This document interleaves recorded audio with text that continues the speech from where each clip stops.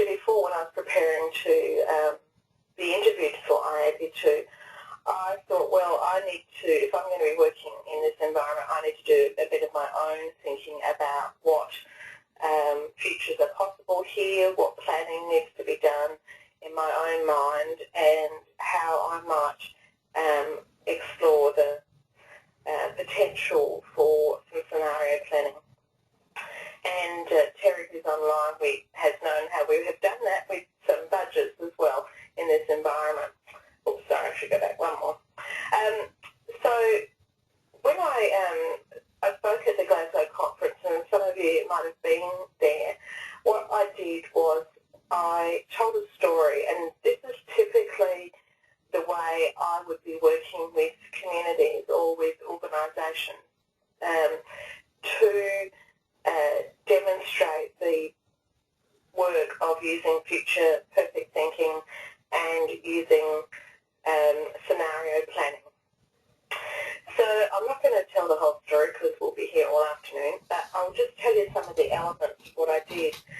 So what I was looking for is, what's been the history of IAP2, typically what do our membership look like, where do we want to go in the future, which is the document that would then guide me for that purpose as the strategic plan, doing some analysis of the financial environment, and also looking at what other people think of IAP2, like who's coming, who's not coming. Typically one of the questions that I would ask in creating a story is what's missing. And so in the what's missing box for me, I had young people, ethnic diversity,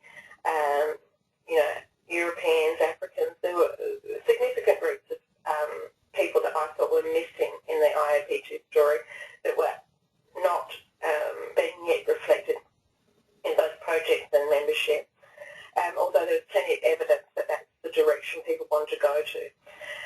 Other things that I was looking for were what have been the drivers, what's the essence of the organisation, and where do you want to go. And often that, for me, that's looking back to who the founders are and the founding fortunes and founding visionaries, and they often get thrown out, those babies get thrown out with the bathwater sometimes when there's renewal. And I'm typically always looking for connections between the past and the future.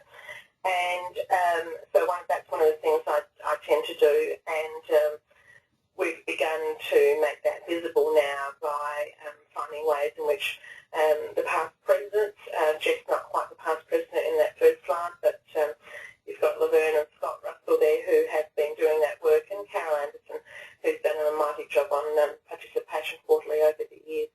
So how do we bring those people into the story in a new way, or at least maintain their vision?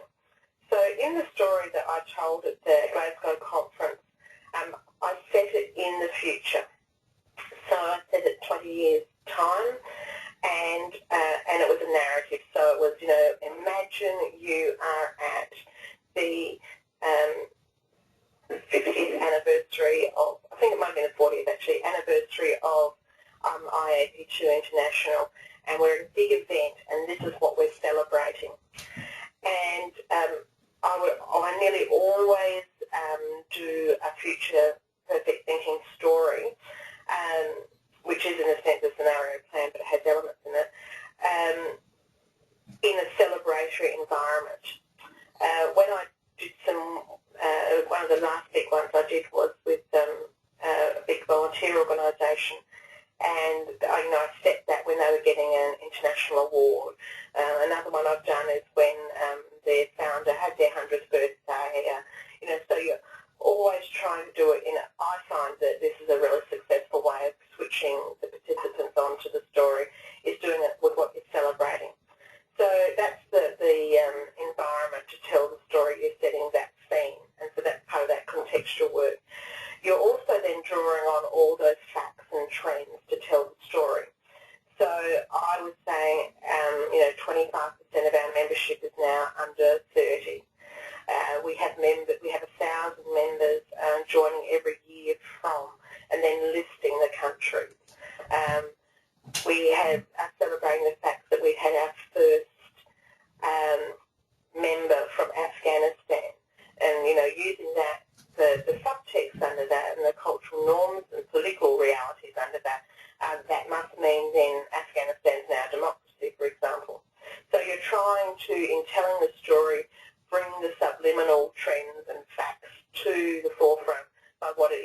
celebrating. And then the story goes on and picks up all sorts of other things. So when I added to the story, I was looking at the strategic development areas that the IAP2 board had raised. So in the storytelling, I'm talking about the growth of the membership, also the program base, so not just about offering certificate training, but seeing what other things we might be doing that we have recognition, particularly in of excellence around public participation. And the core values awards, I think I said in that story, we're now receiving, thousands of applications every year, and they were highly competitive, and it was very prestigious for judges to be appointed to be on that panel. So just saying a sentence like that immediately conveys a whole lot of information about the future that you are looking for your organisation or your community, and also some of the pathways to get there, because that assumes that you've got excellent relationships, that you're highly regarded, you've got a strong commitment to bringing people's talents to the forefront.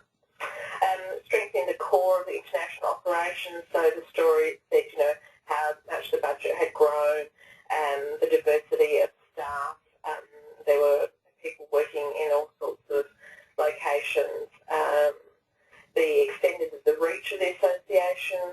I mentioned in the story how we had a range of partnerships and both at the transnational and international level, and I named things like the NCDD and in fact these things are now actually happening.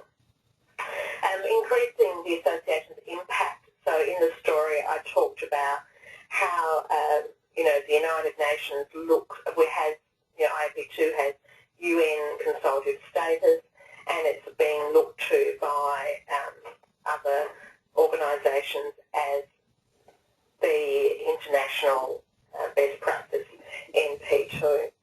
So by using those strategic development areas that I knew was on the IAP2 strategic plan, as well as the research about who they are, where these things have come from, I was able to turn that into the story.